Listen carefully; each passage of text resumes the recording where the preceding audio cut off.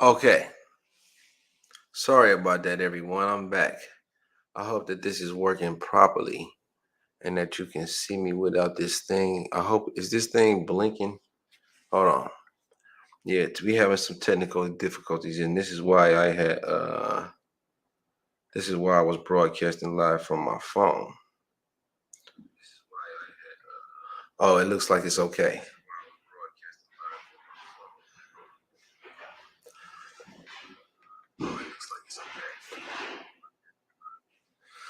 Well, anywho, I'm back. Help me out, y'all. Where was I at? Help me out. Where was I at? Sorry about the technical difficulties. I was trying to get ready to share this amazing video with you guys that I had from one of my really exciting puppies that I'm most excited about from my mom.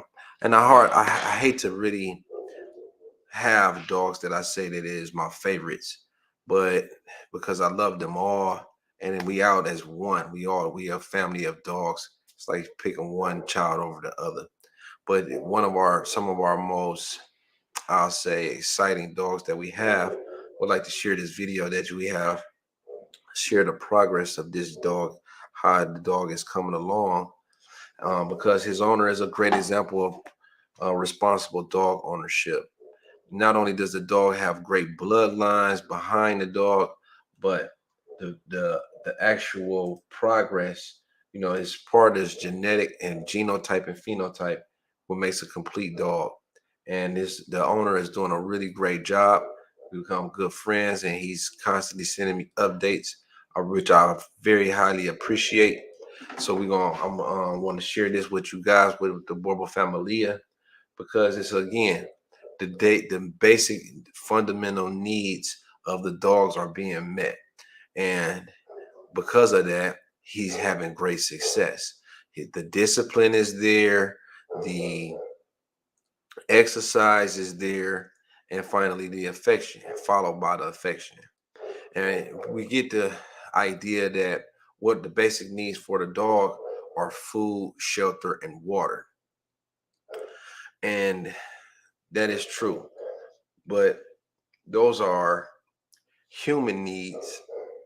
And we would like, a lot of times what we do is we put human traits on our dogs, and we put the dogs into a position that it's a four-legged human, and that's not fair to the dog. That's not fair to the dog.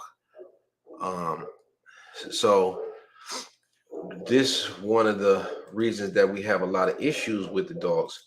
Hold on one sec. I'm here, you guys. I'm still rapping with you. I'm here with you. But what happens with dogs is, I'm gonna give you a good example of what happened. Okay, this is what we'll do. We'll do a screen share, and I'll share this video with you guys straight off the screen. We're gonna also going to repost the video in its entirety. But well, you know what? Let me download this, because it's got some personal details there. He may not want to be shared with everyone. But I had a situation where I had a dog that I had sold to someone, and it was a man that came down from somewhere in Ohio. I don't know exactly where, remember it at the time, but he was from a very special litter that we had. And it seems like every time we had these special litters, you never get a whole bunch of puppies. And that really makes the dogs that much more special. This was from a breeding back in the day. If you go onto my website, you'll see Candy and Jethro. Jethro was Candy's son, and then we bred Candy to Nino was the father. And we only had three puppies. We only had one male, and I wanted to keep the male for myself. This dog was a stunning dog as a pup. Beautiful, beautiful. Candy was a very active and involved dog. Much like this breeding that I'm getting ready to share with you guys about, from Outlaw and Pancake. Candy was my very personal dog. She was near and dear to my family. My nephew hand raised the dog. He took the dog on long runs. She had great amount of energy for a Boerboel. I mean, this dog could cover miles. She had the beautiful physique, straight across the top. If you look at my website, she was one of the dogs with a long tail. And you also see her. This was back when I didn't do the tail dockings. My original dogs that I started off with had their tails intact. And the dog that I used for her, the sire of this litter, was Nino. And this was the dog that I had bred from a very special breeding. I had He was a pick of the litter male that I had paid out to. What's happening? I had paid out as a stud, as for the stud owner. He retained this dog. Nino comes back to me. Hey man, why don't you come and get the dog back out? This was the dog that I had picked for myself anyway.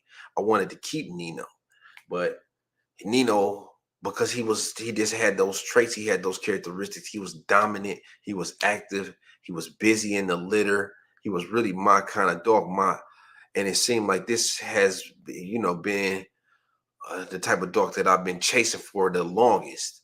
And he was a dominant dog. I mean, he was an intense dog. We only had two males in this litter. This was from my cousin's dog. Was I can't even think of the dog's name right now. I really can't do. Oh, Raven, and we bred Raven to Congo. We only had two males in the litter. It was 8 females, and Congo Raven produced some really exciting puppies. This was a choice male. I'm always trying to continue these generations. So I kept the male. Really didn't have an issue with the male being with my dude. He was the stud owner. No, that wasn't Congo. But anyway, the dog's names is irrelevant. Who is the sire? I kept, my friend had the dog. And he said, look, man, this dog is getting too big. Everybody wants to be a Boerboel breeder. Everybody wants to be a stud owner until it's time to do what the stud owner what's required of him. You know what I'm saying? Everybody want to be a breeder until it's time for you to get busy with your dogs. And that's why these dogs end up in shelters and humane societies, and they end up getting euthanized because you're not a real dog man. You're not a real dog enthusiast. You want to try to make some money. You're trying to hustle. And I understand that because we come from situations in life that make us need to have money. You know what I'm saying? But dogs, you can't just pick up dogs and think that you about to just hustle dogs. It's not a hustle. It's a life. It's something that you got to be, your heart got to be into it in order for you to have success. You really need to love dogs in order to have a great success. And you got to love the breed. I don't get how people, that's why I only have the Boerboels, because I feel like they're the best breed that's on earth. I don't see no need for a Frenchies, or I don't see no need for nothing, not knocking the Frenchies because they play a role for people that have them. But that's just not my thing. And not knocking any other breeds that people have to do what you do. But to me, it's about perfecting and managing and becoming the best Boerboel that I could ever produce. And so when these guys get these big dogs, everybody is wanting to have a big dog. But this is not like your average big dog. You understand? For sure, I would do that. This is not like your average big dog.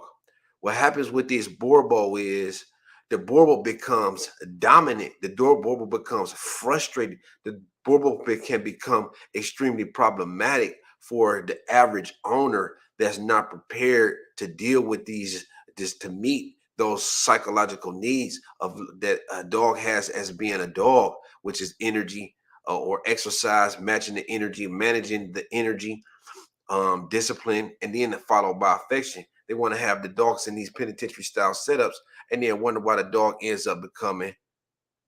uh the dog ends up becoming acting like a convict. Well, you're keeping the dog in a prison, and the dog does not get no affection. He's living in solitary confinement, and this is what they do for punishment. And the dog haven't done anything but be a dog, be what Mother Nature intended him to be.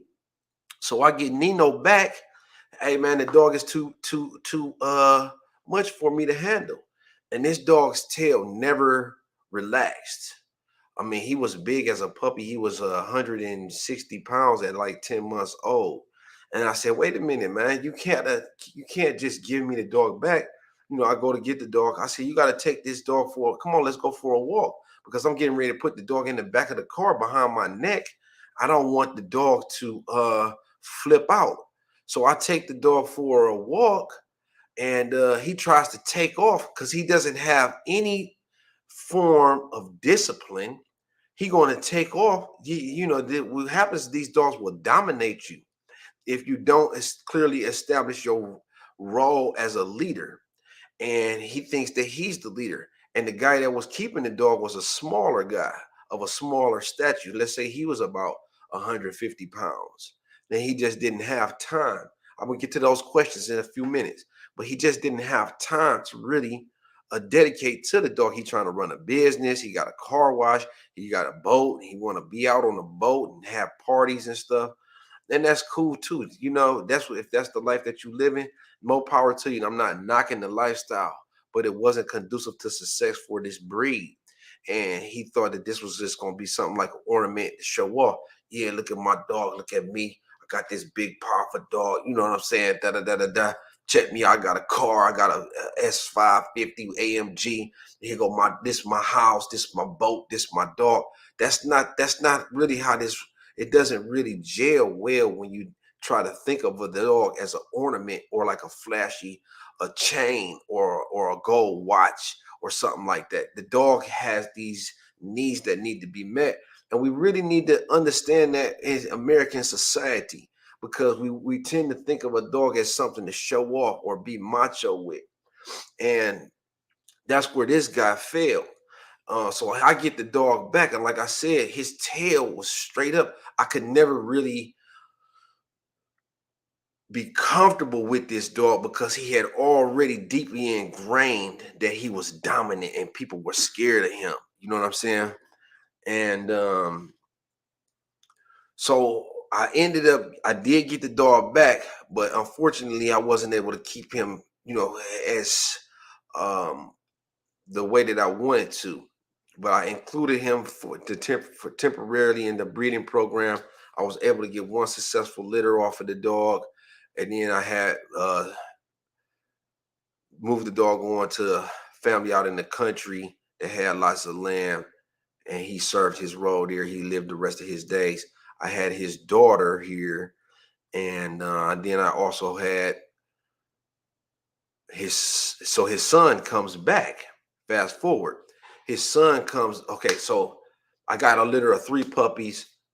One goes to I sell one, keep one for myself. I sell 2, keep one for myself. The one that I wanted, unfortunately, was not the one. The one that I wanted was one of the ones that I ended up selling. And I had to learn this later on in life, about selling. This is like you trying to be fair and be honest, being fair and honest to the people. That's why I do it the way that I do now, where I reserve the first pick myself, and that gives me an opportunity to pick over the litter and keep back the dog that I want for myself. In this situation, though, this was when I was earlier on in my experience as a dog man and a dog breeder. I had sold the first pick prior to me being able to evaluate the litter. So the guy gets the dog. He comes and picks the dog up. He got a family. He's driving a big econo van, 18 passenger, or is it 12 passenger, whatever. And he got his whole family. He brings his whole family, 8 boys and 2 girls, right? Big family. He's always on the road. He wants the dog for his family he wants the dog to be there with his family while he's on the road. He spends a lot of time on the road, right? So I say, listen, man, are you sure that this is the dog that you want? I'm really trying to get him to pick a smaller dog because of the father. I knew that the tendency for this dog to be, the potential for this dog to be dominant. There we go. Okay, because that was blinking on my end. Maybe it's just on my end. But anyway, I try to convince this guy to get this smaller dog. He was dead set on her male. He wanted. I mean, this dog was very impressive as a puppy. It would be hard for me. I mean, come on, clearly, you won't go for a beautiful dog. This is the dog for you. You got the first pick of the litter. That's why you would reserve the first pick, so you can pick amongst all of the puppies. And so I had to fulfill my obligations as a breeder. I give this dude the dog. Fast forward 10 months. I say, you sure you're gonna be able to handle this dog? He leaves me in complete confidence. Yeah, I don't see no reason why not. Fast forward 10 months. Hey man, I think he gives me a call back. I think his name was Fred. Hey man, I need to bring Jeffro back. I said, what? Yeah, man. What's going on? And this is why I tend to call and check with people right around. I try to keep in touch with my owners throughout the lifespan, especially into maturity of their dog. Because of situations like this, we want to avoid. This dog had to be ripped from his family of 8 to 10 people. And now you want to try to give the dog back to me after you already have put in a consistent pattern of treating the dog in an improper way. Oh my God. Yes, so ignore this comment here. I don't even know how to kick somebody off of my comment. Somebody talking about a new day. Oh, here we go. Put this user in timeout. Oh, matter of fact, yep, I meant to block them. But anyway, this is why I try to follow the development and watch the dog's progress. And because of that, he had to bring the dog back. Long story short, and he brings the dog back. I said, "What's the issue? Maybe I can talk you through this. Maybe I can help you keep your dog because really, this is the ideal place for your dog is with you and your family." Well, man, the dog is getting too big. You're not gonna believe it. Uh, when I'm at work, the dog sleeps in the bed with my wife. And I come home from work, I'm tired, I'm spending 10, 12 hours a day at the job on the road. I come home from work, I want to get in the bed, spend some quality time with my wife. And the dog's in the bed. I try to get him out the bed and he's growling at me. I said, what? I said, what'd you do? He said, I went and slept on the couch. I said, the dog kicked you out the bed with your wife? So first mistake is, why is the dog that's too close for comfort. The dog, that's my spot. He didn't claim territory over the whole house. He's claiming the wife. He claiming the wife as his he can't even get in the bed with his wife. The dog then kicked him out. I said, man, I'm tired. He said, I'm tired of sleeping on the couch. I've been on the couch for 3 weeks. Tired of sleeping on the couch. I want to get home and get in the bed. Yeah. No way, Jose. That's what I'm saying. We love our dogs to the point that we spoiling them, and spoiling the dog and loving them this way, putting them in the bed with them is upsetting the natural balance with the dogs. And when we upset this natural balance, it leads to all these issues and problems. So he said, man, look, I done tried it. You know what I'm saying? It's just easier for me. I'm tired when I get home from work. He loves the kids. And he brought the dog back with his children, and they cried. I mean, it was very sad. Everybody loved the dog. They all cried. They all hugged the dog and wished him farewell, gave them hugs. He said their last words to the dog. His name was Jethro, and this dog was a monster. He was big as a puppy. He ended up being 220 pounds. No exaggeration.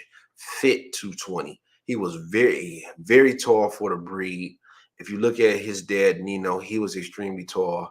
And that's why that height is important. If you like to have a larger dog, you want to look for that height. But I mentioned all of this to say, spoiling the dog is to the point of spoiling the dog does not equal a happy dog. To sum it up, treating the dog as a human is mistreating the dog. And that doesn't just apply to Boerboels, but it's specifically, we want to use the Boerboel as an example because this is the breed that we choose to deal with, that we love, and it especially presents problems because now you're not establishing yourself as a leader, and the dog is a dominant. He feels that the world is a dangerous place to you. It's a dangerous place for you, mom. It's a dangerous place for you, dad. It's a dangerous place for you, family. And I gotta protect y'all. I'm going to be the big bad dog. I'm going to step up, and I'm going to handle business if anybody tries to mess with my family. Remember, the Boerboels' first number one priority is their family. And the Boerboel will take it as their sole responsibility to protect the family at all costs. And that could be an issue if you have someone that is non-threatening, or you want the dog to stand down, and the dog the dog doesn't stand down. And but that becomes a big problem. You know what I'm saying? You tell the dog to sit back and relax, and the dog doesn't do that because it feels like you're weak. You're not the leader of this pack. I'm the leader of this pack. I'm taking charge. You sit back, mom. You don't sit back, dad. Y'all sit back. Y'all don't know how dangerous this world really is. We got an intruder here, and I'm gonna deal with him. I don't allow. I'm not gonna let y'all. I'm not gonna jeopardize y'all's safety. And this is the issue with the Boerboels. This is why, because they're a very protective breed. This is why they say that the dog is not for individuals that don't have a dog experience, and they're not clearly able to communicate messages with the dog. So fast forward to today. I want to share, I don't want to be in a negative space. I want to share Shaka Zulu. Are y'all ready for Shaka Zulu? Are y'all ready for Shaka Zulu? Shaka Zulu is from a specific, very specific breeding, much like the ones that I just discussed. Outlaw, the big bad boy, the king of the Boerboel world, the one and only menace to society outlaw. And then we got our household, the mama of the, well, she's not even the mama. She's not big mama. She's little mama. Big mama is, of course, Coda. So this is from the breeding between Pancake, really two very impressive specimens of the breed. We're gonna share this with y'all. Just give me a few seconds. Let me see what I could do here. Okay, nope, that's not what I want to do. Let me see here. Okay, so what I'm gonna do, I'm gonna share this with y'all. And oh, that's not it either. Hold on, y'all, because I'm not a broadcaster. Here we go. Here it is, y'all. Take a look at this.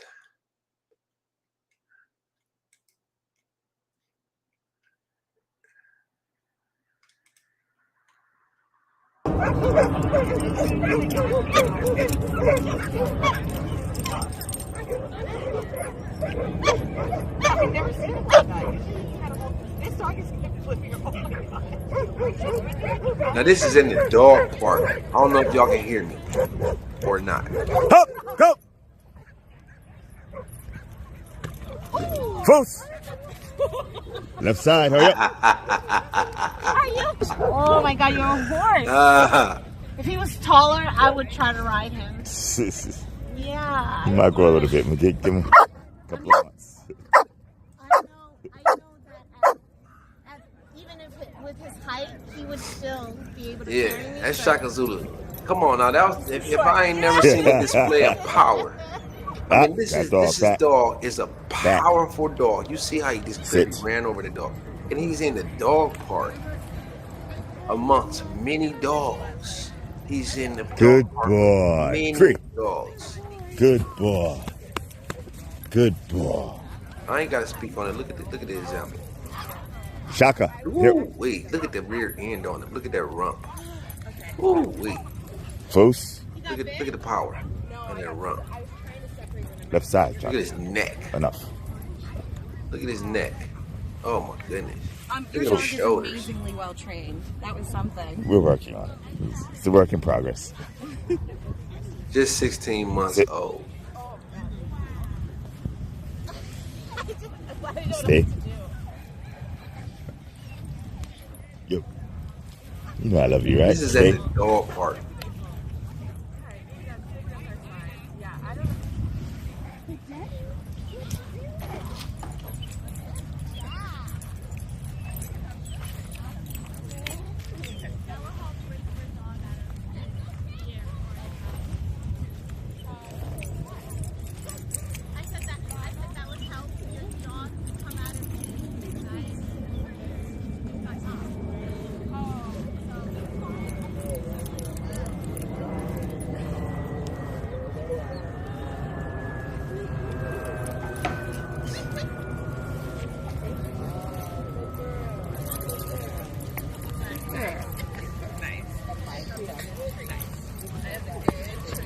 I can't believe you still fall for that, man. I'm like, which side? Can't believe you still fall. I'm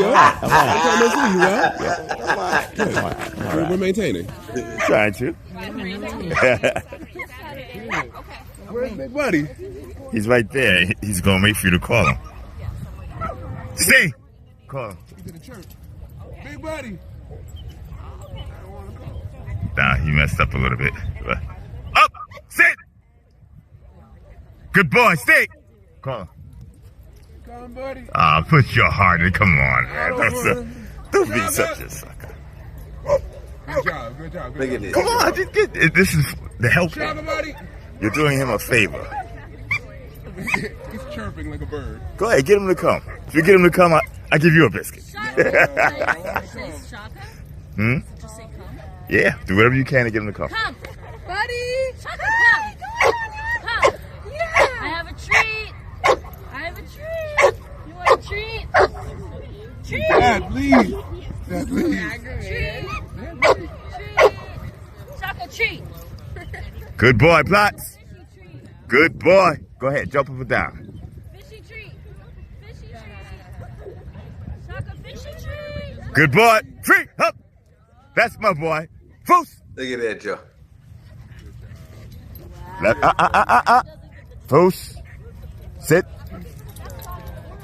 Good boy. Good boy. Stay. Free. Good boy. Hup. Come here. Hup. Oh, good boy. That's my boy. That's my boy. Come on. Okay, you can come play now. Come on. Come, Shaka, buddy. Should I not give him a treat? Well, he doesn't really get treats, but you know what? You try to give him a treat. Yes, go ahead, give him a treat. Drop. Is he gonna eat my hand? He's not gonna eat your hand. Shaka. Free. His real treat's under my foot, but because the idiot swallowed the ball over the My summer. dog did that. It was $5,000 to get it out. No, I stuck my hand out. Oh no, it was in her intestines. Oh yeah, yeah. When they first do it, tickle the Yeah. give him to throw it I up. didn't know she did it. Yeah. They found 3 of them in there. Ooh, Yeah. that's a bad habit. Yeah. Stay.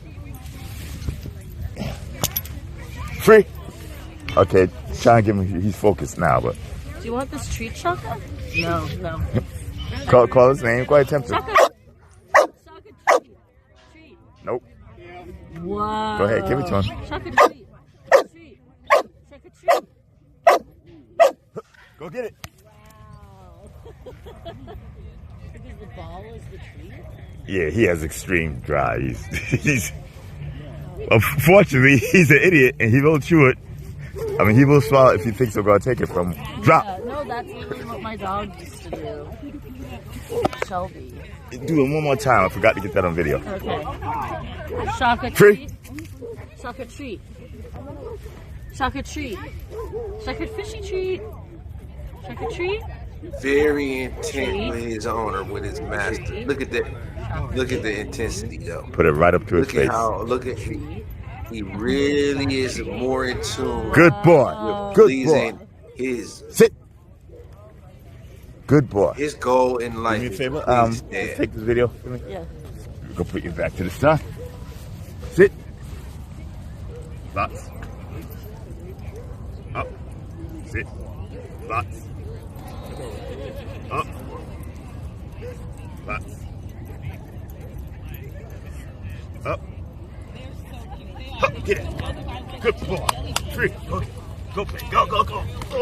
Go.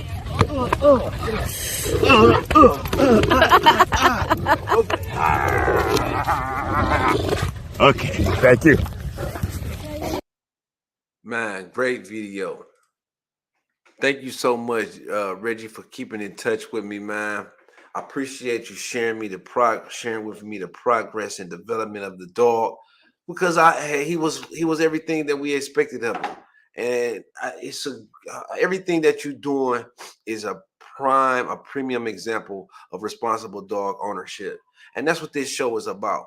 We want to produce what we want to promote. Not It's not about promoting the exotic Boerboel kennels. It's not as about exotic Boerboel familia. It's about a community-based. Um, this is my way of giving back. These are my memoirs. This is the way for me to share everything that I got going on with my Boerboel family. Pardon me. Hold on one second. Hello. Hey, Elena. I'm still doing my broadcast. Okay. Okay, can I call you when I get finished? I'm sorry. I thought you was somebody else calling in. I didn't save your telephone number. But I'll call you back soon as I finish with my broadcast. I'm sorry about that.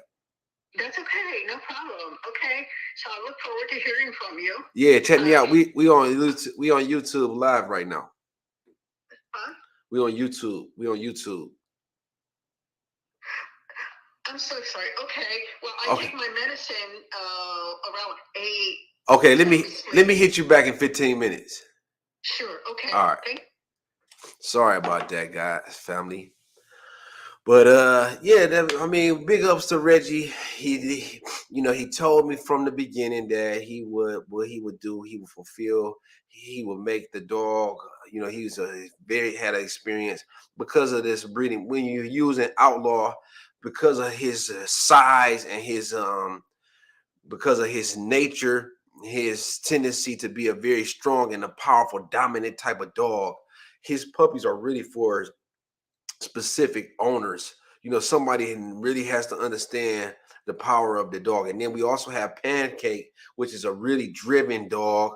Pancake is very intense with her emotions, and I mean, she means a business. Pancake is one of the they all one of the best dogs if you ask me. But Pancake, because with this combination, this is really for someone very. And then if you look at the puppies from the very first day, we followed their development on YouTube. And if you look at his dog, Shaka, from a very puppy, you had to go back a couple videos. You can see that Shaka is intense. He has a beat a little bit higher rhythm than the other puppy in the litter. It was only 2 survived. And like I said, it's always seemed like with these really special litters that you only have a couple in that batch. But this dog, I mean, look, and I'm gonna repost that video, and you can always run it back if I'm going too fast. I think you can slow it down, but you can run it back, and then I'm also going to post that video on the YouTube, several different segments. This is my first time having a chance to even see the video myself. But big ups to Reggie. And he's also a member of the Exotic Boerboel Familia. We also have incentives. So if you're keeping up with your dogs, Exotic Boerboel Familia, we even willing because of what it does for us. We even willing to reward and reimburse for this type of example. If this is the type of example that we're looking for, a responsible dog ownership. So don't make us a believer though. Keep us informed, keep us abreast. Send us the videos back in. It's not just all talk. All right, not just pictures. I want some video evidence. Is out of Boerboel Familia, and we want to reward you guys. We got an incentive based program where we're gonna be giving back for premium examples of the breed like that with monetary, not there because we don't. This is for monetary. So you can pay some bills and buy some dog food and do what you want to do with your dog. Maybe treat him to a steak for all of his hard work. We want to give you monetary rewards for that, for your steady rocking with the exotic Boerboel familia, even to the point and you it maybe end up paying for your dog just for being a dog, and because at the end of the day, we want to have the best dogs, and we're not able to keep all of the dogs, unfortunately. Well, fortunately and unfortunately. So this with this program, if you have an exotic Boerboel from us and you feel like you putting your all in and you helping us propel this breed into the right direction, we want to reward that type of behavior. We want to reward that type of effort. Get back with us, send us the video evidence. Let's show what these dogs is really made of. Let's show what is it means to be a member of the exotic Boerboel family, and what we trying to do, what we trying to accomplish, and have one of the best. Because guess what, y'all? I'm not going to even be, I'm not selfish to the fact of keeping all of the best dogs for myself. You know what I'm saying? What I like to do is promote the breed and promote the lines. And so oftentimes I might not have the best dog because they got away from me. And that's happened to, I just named 3 occasions where that just happened. Shaka could have been one of the best dogs, but I got obligations, you know what I'm saying, to my extended family. And because of that, I would like to just highlight, how proud of Shaka that we are. We're going to also share this video again if you missed it, if you just now tuning in. But now we're going to get to the comments. We're going to get to the comments. And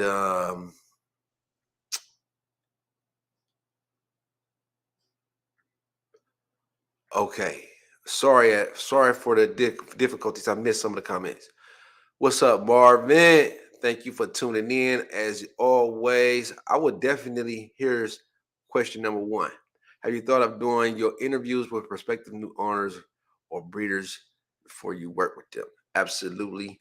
We want to, as a matter of fact, we was thinking about doing a Boerboel tour and meeting up, hooking up with other breeders, and giving them a chance to talk about what they got going on, what they like about their lines, and highlighting the people that's really serious in the breed. A nationwide tour, and just to promote the Boerboel breed, because we really believe that it's the best breed in the world. We believe that true and heartily, and it doesn't mean that we have the absolute best. We want to find out who got the best dogs, and we want to include them in our program, and we want to breed nothing but the best dogs in the world. So yeah, that's something that we got in the works of now. We just got so many plans and so much. It's a lot going on. So yeah, that definitely is something that we would like to do. If you know any breeders that may be interested, tell them to get in contact, or you can share this broadcast with them. But yeah, that's something I think we have to have form a more inclusive society. I was talking with one of my buddies the other day. He said, "Man, we could include people. We might not breed them we might not let them breed to the best." I said, "No, that's not how we want to do it. We want to we want to breed to the best dogs, nothing but the best." You know what I'm saying? We don't want to use nothing less than and populate the breed with nothing less than the best of the dogs that's available, or this period. Just to do nothing but the best. Okay. There are a lot of people that get a dog because of looks of the dog without taking into consideration that what the dog work is. They want the dog to behave in a different way. If you have a Boerboel, don't expect them to behave like a bulldog. Thank you for that, Christine. That was a very relevant comment. We appreciate that insight. That's something that I did. Did I go gloss over that? Yeah. We definitely want to take into consideration what this breed was designed for, engineered and designed for, the purpose and origins of the breed. It's a working dog that's designed to cover the length and distance of a plantation. A plantation, not a farm. A plantation. Just get that through your head. That's from like uh 400 miles or acres, 400 acres. We ain't talking about 3 acres on a little self-contained farm. We're talking about a plantation. I went to visit. Remember, I told you guys that my granddaddy was from the country. We part of the migration, but he would take me to visit our roots. And I saw, you can't imagine this. You can't, even if you're from the city, you can't, even if you're from the country, a plantation is different than a farm. That my family inherited or had a plantation. It was 3,000 acres, and eventually they took it from our family, because of they said that people kept telling on my family about they was making moonshine, and as part of the penalty was for them to confiscate the land, and they kept confiscating the land until there was nothing left. So, but yes, the plantation, I went and saw this, and you can't even imagine this. 1,000 acres as far as you can see of cotton fields with no shade at all. It was literally, this is what a plantation is. Thousands of acres. This is dog breed is a meant to accompany the farmer on horseback for thousands of acres and miles. And then we want to keep the dog confined at like a prisoner to a 5x10 kennel. That's not right. That's causing stress on this dog, and that's why you're going to have a lot of people. And I'm just want to give you a heads up. If you're not willing to accommodate the dog's social needs, then you should not even get involved with this breed. It's not like American Bulldogs. So, next question. So, would you advise that groups do small house breeding with 1 or 2 dogs? We got like 20 people in the group. That way we can work together to slowly to the breed. Exactly. That's exactly what exotic Boerboel Familia is all about. We are a very small breeding operation. We have families of dogs, of people that have our dogs, that caring for the dog as an individual pet, that's meeting the fundamental needs of the breed, and then we able to really clearly identify traits and values and make these pairings based off the strengths of the individual dogs, instead of just putting 2 dogs together because it's a boy and it's a girl, or because it's a big dog and it's got a big head. We really want to match the temperament, we want to match the energies, and we want to do um we want to balance out the breedings. Remember that the dog has to fit into civilized society. So we don't want to give the breed, you got different levels of energy.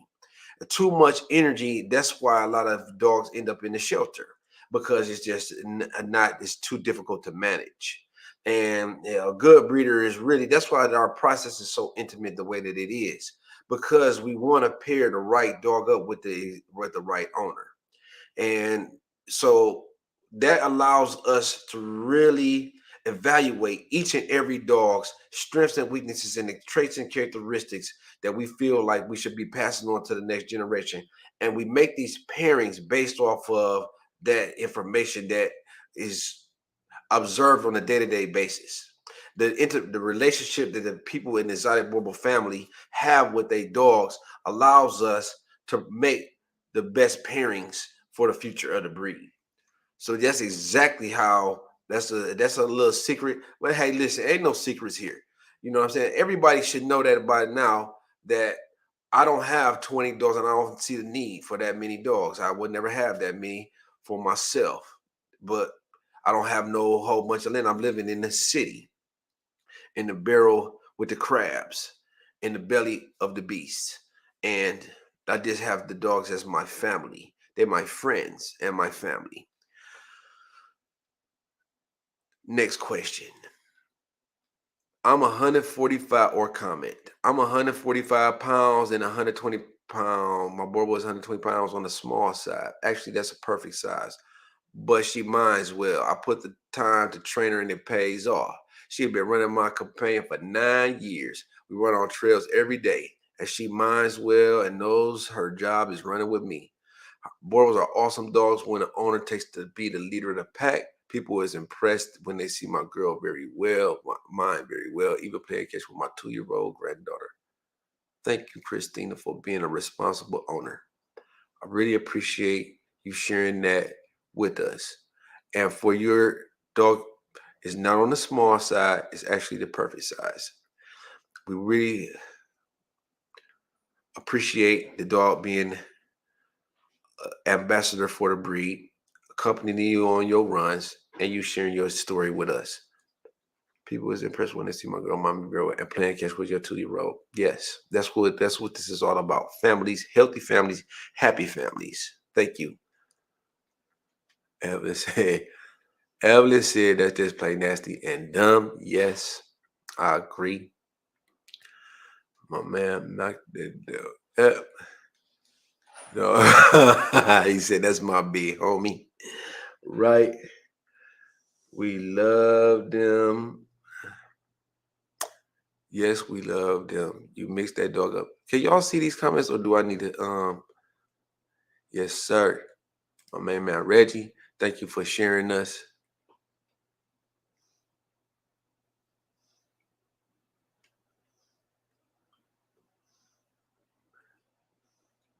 Oh wow, we got a gang of comments down here. I'm sorry, y'all. I've been falling behind. We started our dogs off. You had to really go to the website. I don't even want to discuss the purchasing and process. I don't want this. I want this to be really community based. It's not about selling puppies at this point. And I mean, but if you stay tuned to the channel, I don't just want it. I just want to make sure that I'm not making this as a promo show. This is about the community. This is community based. It's not about me selling puppies.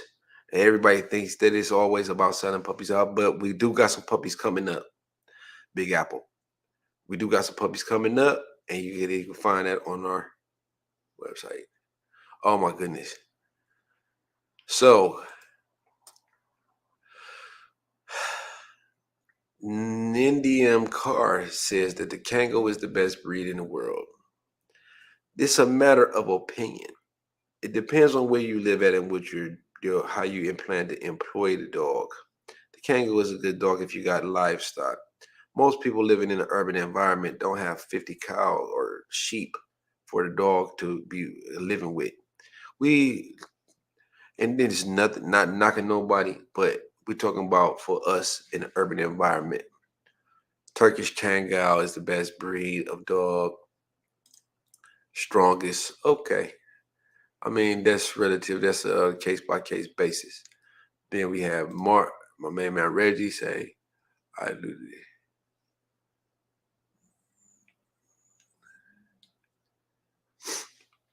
Yes, that's a very good point.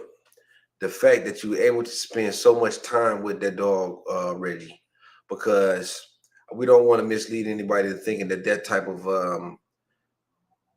of example is easy to accomplish. It takes a lot of work. It's very dedicated process that you have with Shaka. You spend a lot of time with him. I know that y'all are exercising and walking on a regular basis, and you've shown this as evidence through the growth and development of him, and with videos, and you show me everything that you're doing. So it's important for us to highlight that for anybody that may be watching. We don't want them to think that they're going to just get a dog and then take him to the dog park and he's going to be able to do that. 100, there's no such thing. Thank you. Depends on what you need from the dog. Just like I said, and there's a case of right. We don't. Kango makes a horrible dog for ratting. This Shaka is not for everyone. He has a lot of power for drive. He would be a monster. Someone he would preach, and that's exactly what I was saying. That's what this is about. We would like to eliminate the problems before they come issues, before they become a problems, and give people the right idea and information that they need to arm themselves to become the best Boerboel owners, the best breed ambassadors, the diplomats for the breed. We want to. That's what we want to do. We're trying to arm people with the information. If you don't notice, getting into the breed because they're very beautiful dogs and they look really good.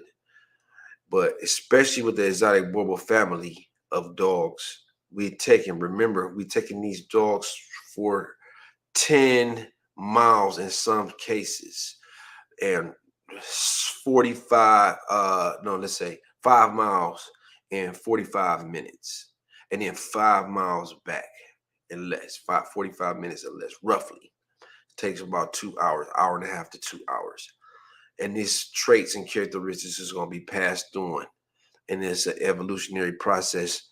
And your dog will have some form of this type of requirement, and they're not going to be for everyone. That's what's up, Tim. That's what it's supposed to do.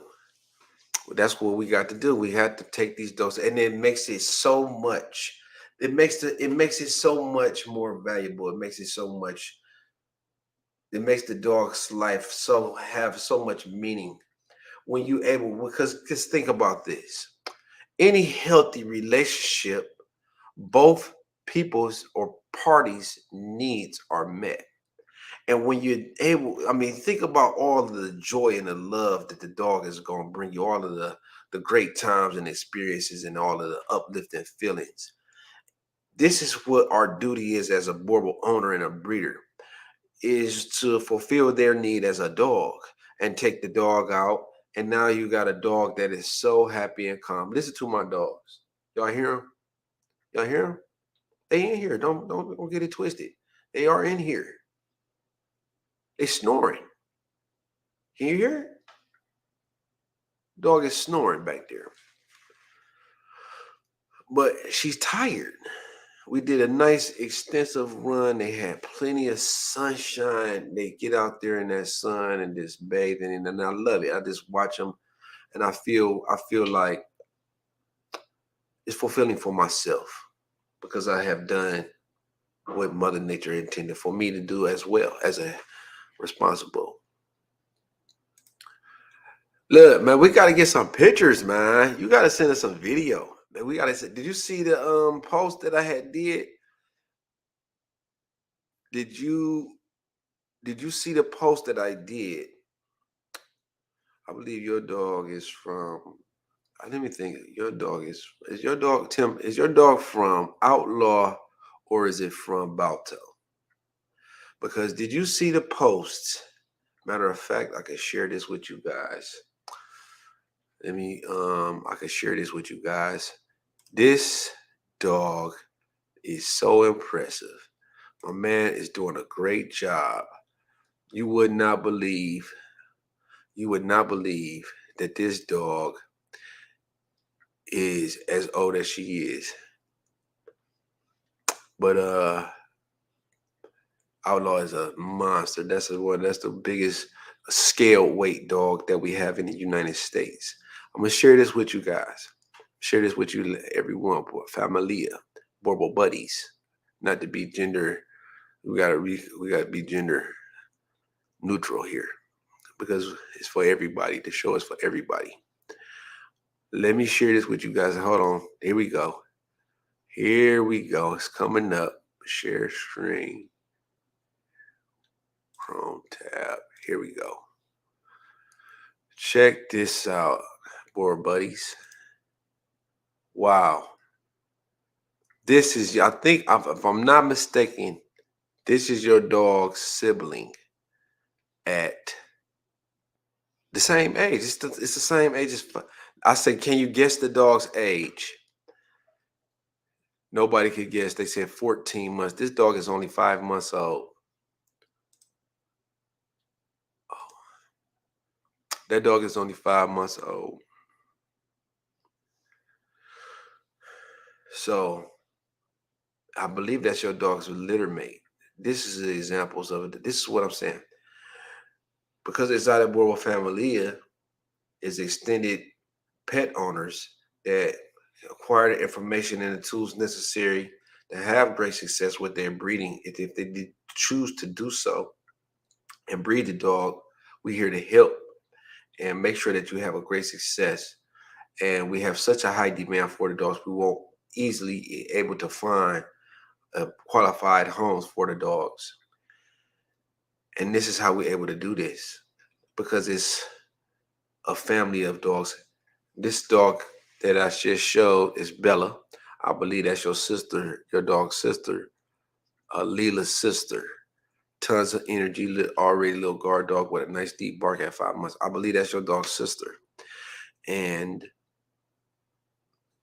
look at remember that we also had discussions. We also had discussions about the progress and development of your dog. And I remember at one point in time that you were saying that the dog was a little bit shifty, didn't have the confidence. And I thought that was shocking because of the techniques that we have employed with our dogs from birth, the extensive handling, the fact that we are employing the super puffy early neurological stimulation with our puppies, with extensive handling, introducing mild forms of stress to the dogs at certain specific ages to the dogs. And we're doing this to specifically to build up the confidence and courage and ability to stress handle. That was shocking. But now we see the dog seems like she's fitting into the family just fine. Please share more videos. Balto. So your dog is off of Balto and Afeni. Balto and Afeni. Yes, that's Balto and Afeni's. That's your sister. That's your dog's sister.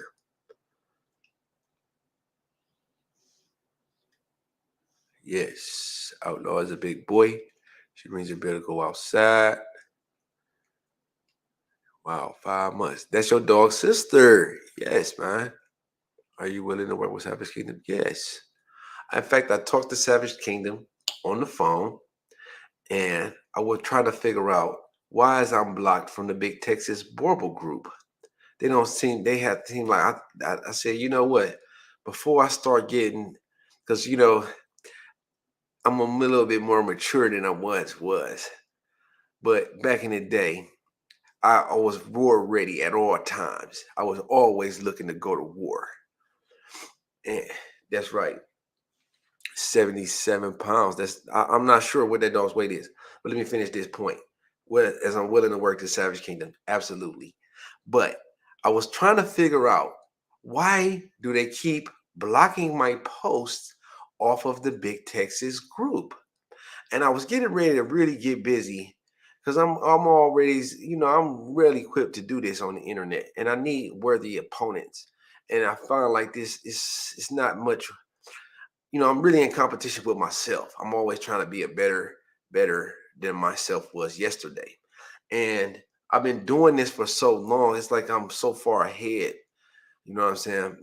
I'm very not bragging or nothing. I'm talking about in terms of seasoning on the internet, my age of my site, age of my Facebook, age of my YouTube, these type of things. That's what I say, not from a standpoint of, that I'm better than nobody. It's just that I've been here longer, and the internet, recognizes that. You know what I'm saying? If nobody else does, the internet recognizes that I've been in this game for a while. And not that it's a game, but that, I'm taking it seriously and I stood the test of time. Where a lot of other sites have come and go, and a lot of other breeders have come and go.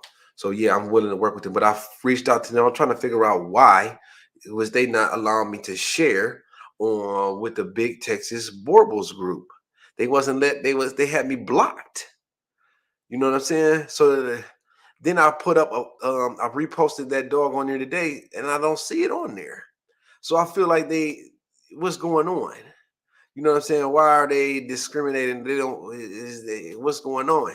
So somebody, maybe we can get them on the line. You know what I'm saying? And we can talk about it. You know what I'm saying? If they want to do it on the public, but I had reached out to them.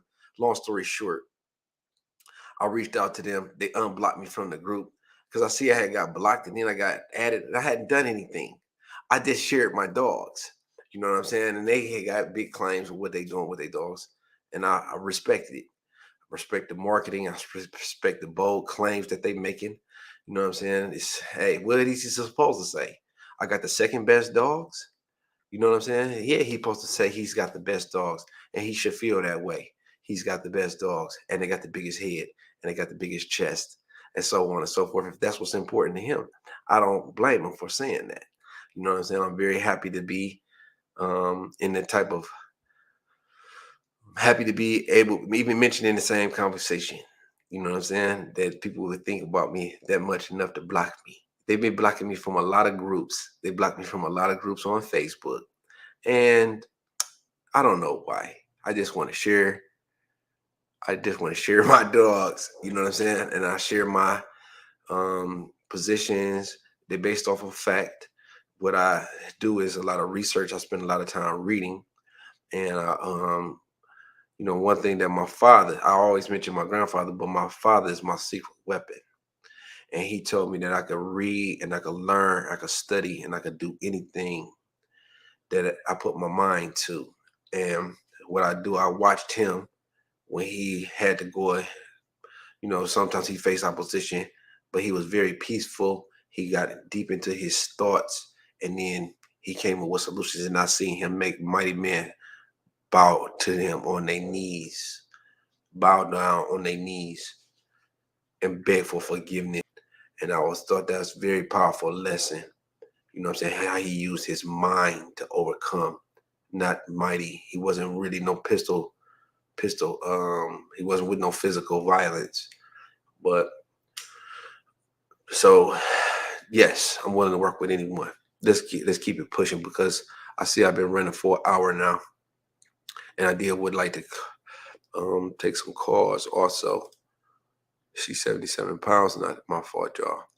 Okay, let's see here. I can't even read that.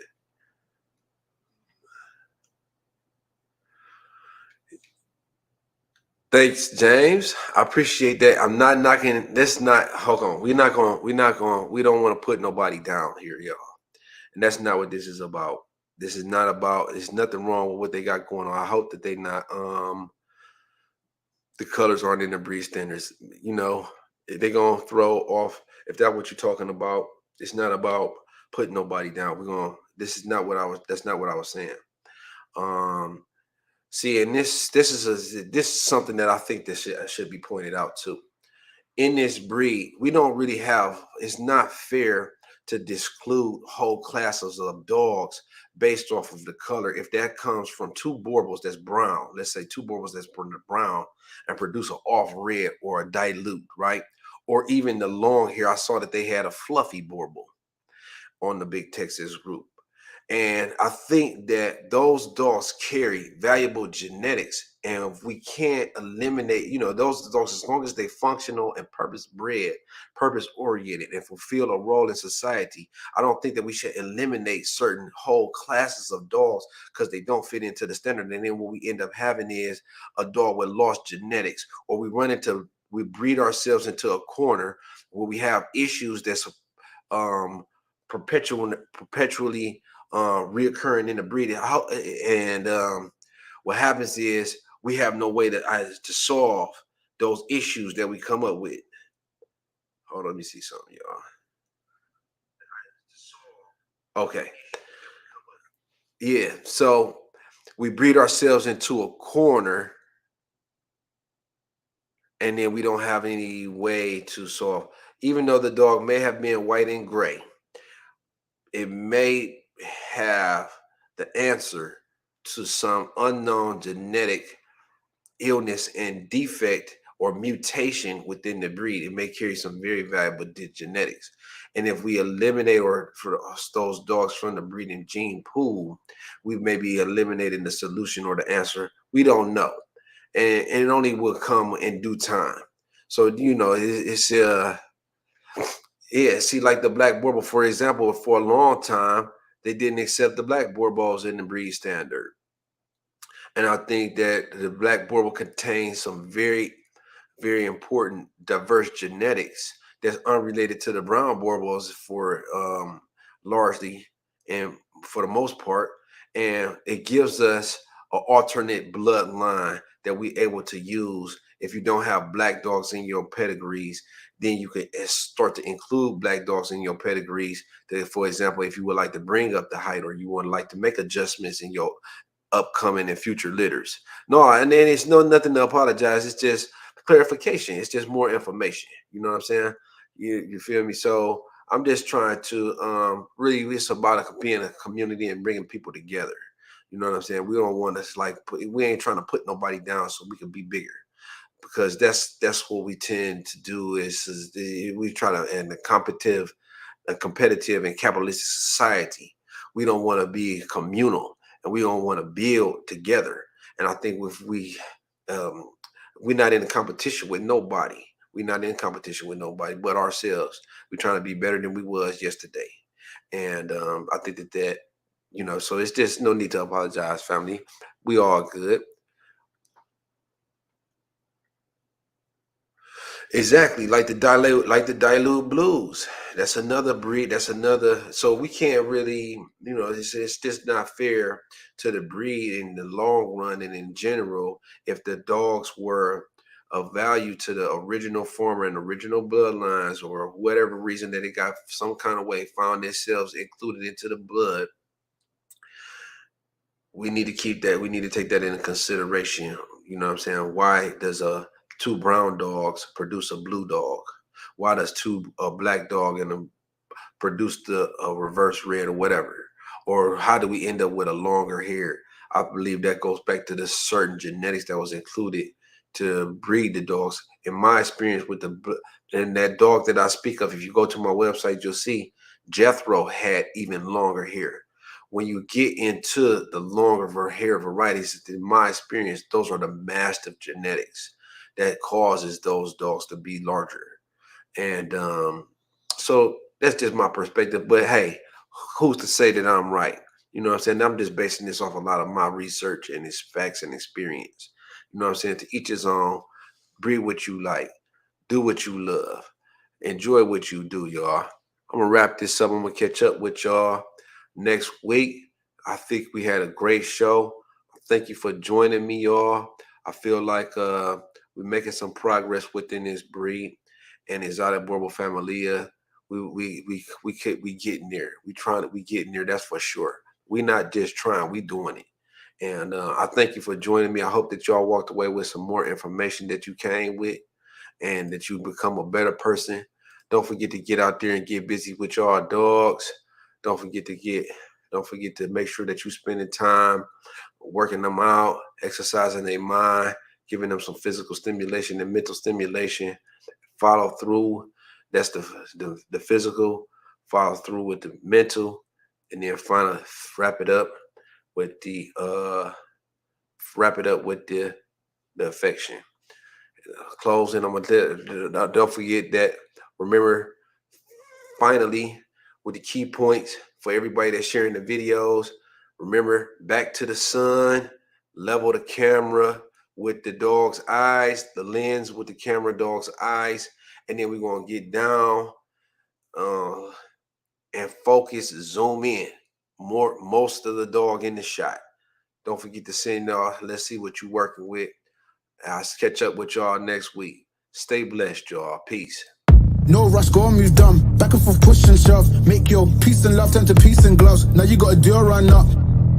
No rush, go on, move dumb. Back and forth, push and shove. Make your peace and love turn to peace and now you gotta do a run up. Whole gang, whole man, old school, young jam.